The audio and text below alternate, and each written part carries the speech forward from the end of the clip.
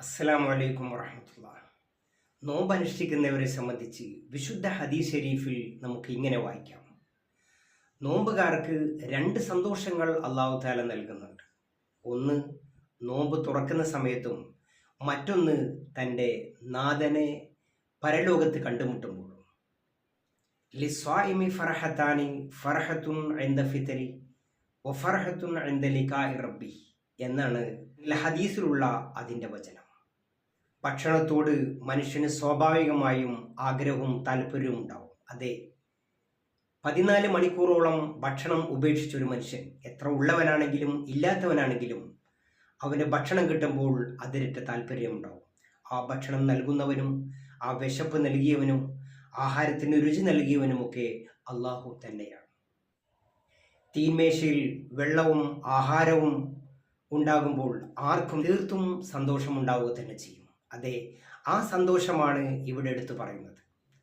നീണ്ട 14 മണിക്കൂറോളം അവൻ അന്നപാനങ്ങൾ ഉപേക്ഷിക്കുന്നതിലൂടെ അവൻ്റെ ശരീരവും മനസ്സും തീർത്തും വിപുലീകരിക്കപ്പെടുന്നു. അവന് കൃത്യമായ ഭക്ഷണത്തിൻ്റെ ആവശ്യവും ഉണ്ടാവുകയാണ്. അവനിഷ്ടപ്പെട്ട ഭക്ഷണങ്ങൾ കാണുമ്പോഴും അവനിഷ്ടപ്പെട്ടവരെ കൂട്ടി നോമ്പ് തുറപ്പിക്കുമ്പോഴും അതിന് കാരുണ്യവാനായ അള്ളാഹു ധാരാളം പ്രതിഫലം വാരിക്കോരി കൊടുക്കുമ്പോഴുമൊക്കെ അവൻ്റെ സന്തോഷങ്ങൾ, അവൻ്റെ ആനന്ദങ്ങൾ ഇരട്ടി ഇരട്ടിയായി വർദ്ധിക്കുകയാണ്. ഹദീസിൽ പറഞ്ഞിട്ടുള്ള മറ്റൊരു സന്തോഷമാണ് അവന് അതിരറ്റ സന്തോഷവും ആനന്ദവും കിട്ടുന്ന മറ്റൊരു അവസരമാണ് ഇൻദ ലിഖാഇ റബ്ബിഹി, അവൻ അവൻ്റെ നാഥനെ പരലോകത്ത് കണ്ടുമുട്ടുമ്പോഴുണ്ടാവുന്ന പരമാനന്ദം.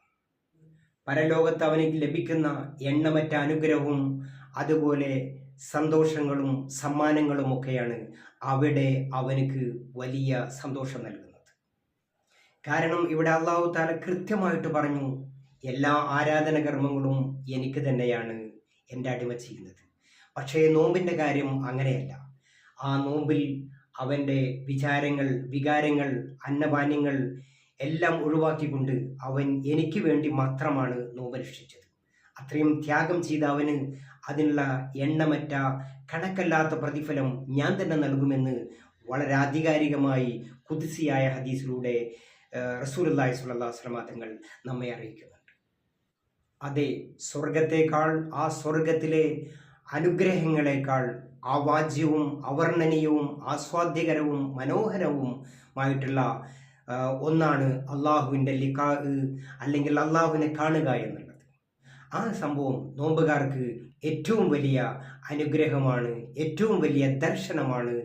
നമുക്കേവർക്കും കാരുണ്യവാനായ അള്ളാഹു അതിന് ഭാഗ്യം നൽകി അനുഗ്രഹിക്കട്ടെ എന്ന പ്രാർത്ഥനാശംസകളോടെ വാക്കുകൾക്ക് വിരാമിടുന്നു. അസ്സലാമു അലൈക്കും.